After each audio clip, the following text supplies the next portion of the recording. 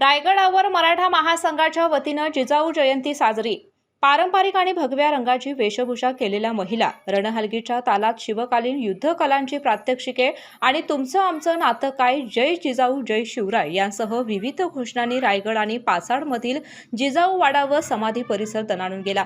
निमित्त होतं अखिल भारतीय मराठा महासंघ आयोजित जिजाऊ जयंती सोहळ्याचं।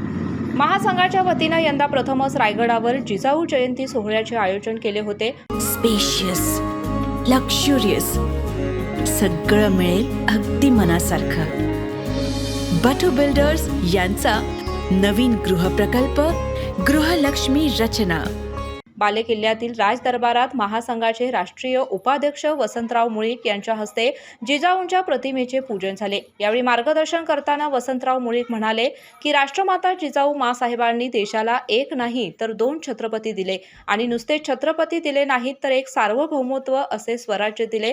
त्या छत्रपती शिवाजी महाराज यांच्या नुसत्या माता नव्हत्या तर त्या त्यांच्या मार्गदर्शिका होत्या।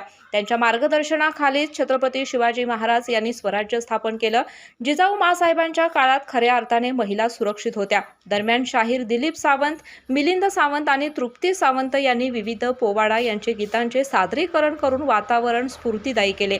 यावेळी कोल्हापुरातून गेलेल्या शेकडो महिलांसह शिवप्रेमी मोठ्या संख्येने उपस्थित होते।